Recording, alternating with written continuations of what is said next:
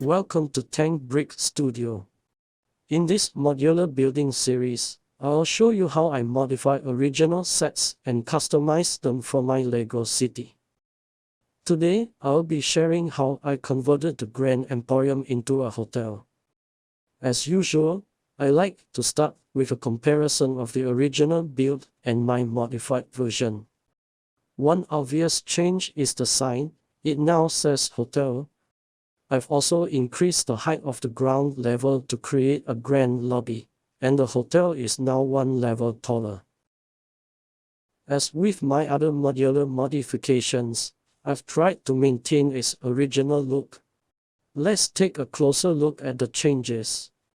For the hotel sign, I reused the original H and O and created the other letters using a similar method.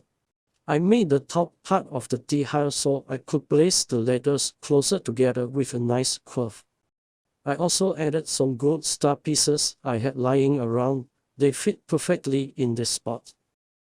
I created a new awning for the entrance. You can see that I increased the height of the ground level by 3 bricks. This will allow me to fit the original chandelier from the set. I also shifted the building back by 2 studs, which meant I had to reduce the size by 2 studs as well. I did this by cutting half of the column toward the back and changing the last set of windows to a double window. If you haven't noticed, I also shifted the window positions for a better look. At the back of the building, I boxed up the hollow corner on the ground floor to give the interior more room. I also removed the back windows since these walls will likely be stacked and covered by other buildings. Now, let me break down each level and share how I modified them. Starting with the ground level, the main modification is the larger awning at the entrance. I used a large quadrangle piece and white curved wedge plates to create it. I mounted them on gray brackets, similar to how the original smaller awnings were built. All of this is attached to a large triangular plate, placed on top of the spinning doors to hold everything in place, and secured with tiles. Here's a frontal view. I added some gold pieces to the top of the awnings to make them look grander. You'll notice the pedestrian walkway has been widened by 2 studs. By pushing the building back, I had to reduce the width by 2 studs on the sides as well. Here's the back, where I close off the corner. Moving to the second level, here's where the hotel sign is. The first and last letters are clipped onto a black modified plate, while the other 3 are clipped onto a curved fence piece. This spacing gives the letters a nice curve while keeping the word readable.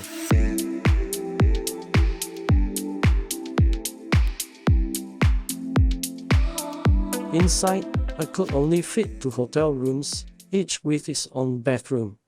Here's the stairwell and elevator lobby, and here are the 2 rooms.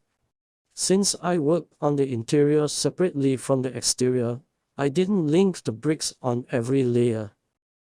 Instead, the interior partition walls are connected by just 1 tile at the top. By removing 1 tile, I can easily pull off the walls, allowing me to access tight spaces and make changes to the furniture, decorations, and even pose minifigures.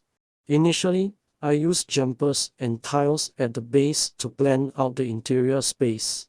Over time, I decided to keep them, so I could easily remove the interior walls and make adjustments.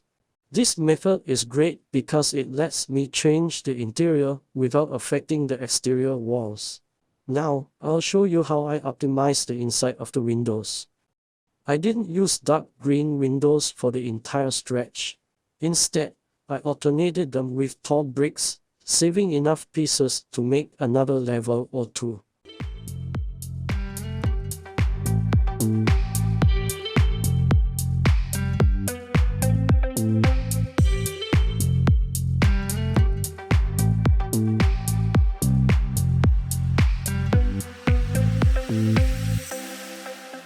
Now, let's put it all back together, the Grand Hotel.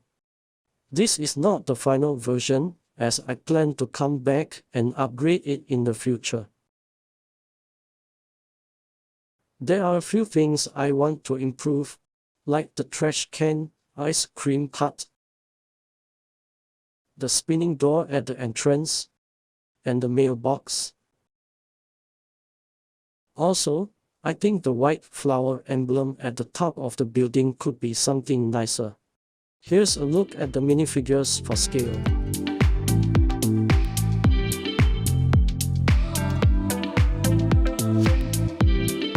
I've also prepared hotel staff in grey uniforms.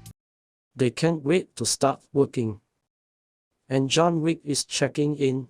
The more I look at this building, the more it reminds me of the Continental Hotel from the John Wick movies. So, stay tuned for my next video where I'll update this building with references to the Continental Hotel. Thank you for watching, and I'll see you back here real soon.